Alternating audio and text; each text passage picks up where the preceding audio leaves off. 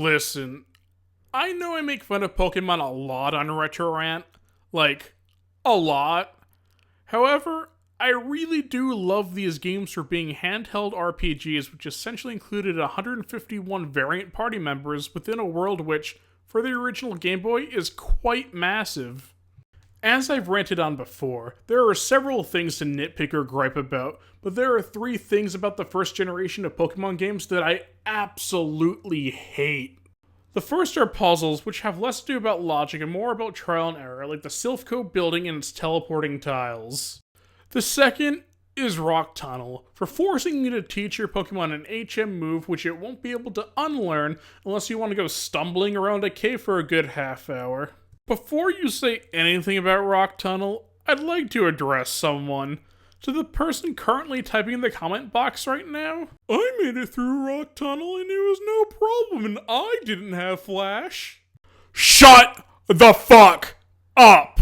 Yeah, no fucking kidding you can get through Rock Tunnel now without an issue. This game is 17 fucking years old! You probably need to go through the cave more than once for multiple playthroughs, playing through Kanto in Gold or Silver or any of the remakes. There is a big difference between going through Rock Tunnel your very first time when the game is brand new and going through it today.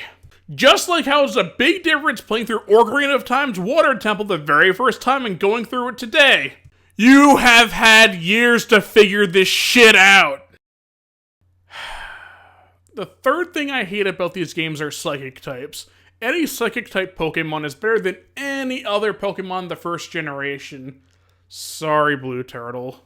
For those of you who don't know already, or have only played the fixed and updated versions of Red and Blue, psychic type Pokemon are utterly overpowered. These Pokemon, particularly Alakazam, have a high special attack attribute which wouldn't be an issue if anything could defend against them.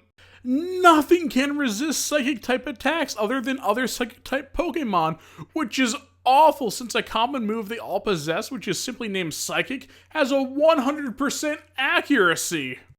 So, now you're probably thinking, no defense against Psychic-type Pokemon, eh? I'll just use whatever type is strongest against them then. Well, good fucking luck, because unlike the other games, Psychic types aren't weak against Ghost types, they're weak against bugs. Guess how many bug-type damaging moves are in the game? No, really.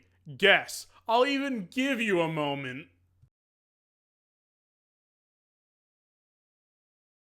There's 3!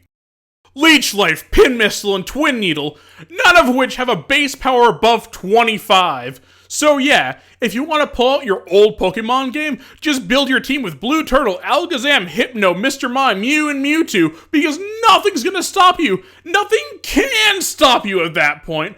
There's only 8 Pokemon out of 151 that can learn Bug-type moves, and 3 of those Pokemon are pre-evolutions of the other Pokemon on this goddamn list!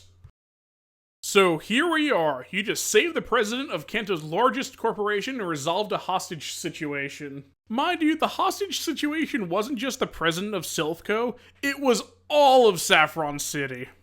How does the town repay you or thank you for saving all of them?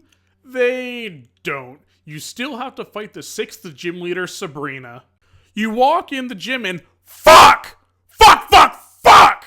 You have to be kidding me! The teleporting tiles are back?! We just handled these in Silphco. There's no strategy or logic behind it, and there's not even enough rooms to make it worthwhile mapping out! Every single battle prior to Sabrina can be avoided just by walking along the opposite wall from the trainers. Pokemon trainers must all have the worst case of farsighted blindness I've ever heard of. I mean, I'm literally 5 tiles away from them and they don't budge. Well, just fool around with the tiles a bit and it's easy to figure out. I know there's a quicker route, but I've always just taken the diagonal teleporter from where you've entered in a room and it gets me to the gym leader. So you get to Sabrina, a well-known psychic in the Kanto region. After I did my whole rant on psychic Pokemon, you'd probably think that this is the end of the line, right? Well, not exactly. Stock up on a few super potions and you'll be able to get through this fight just fine. See, this is one of the many reasons I love Mega Punch. For some reason, it's not a fighting type move. you'll either just one-shot Sabrina's Pokemon or you'll two-shot them. Annoying puzzles. Pokemon who virtually have no weaknesses, in a town who couldn't care less that you just saved them all. This is by far my least favorite town. After you Mega Punch Sabrina in the face, taking some money and the TM Psywave, which you'll likely never use, you head out to the next gym. Wait, where is the next gym?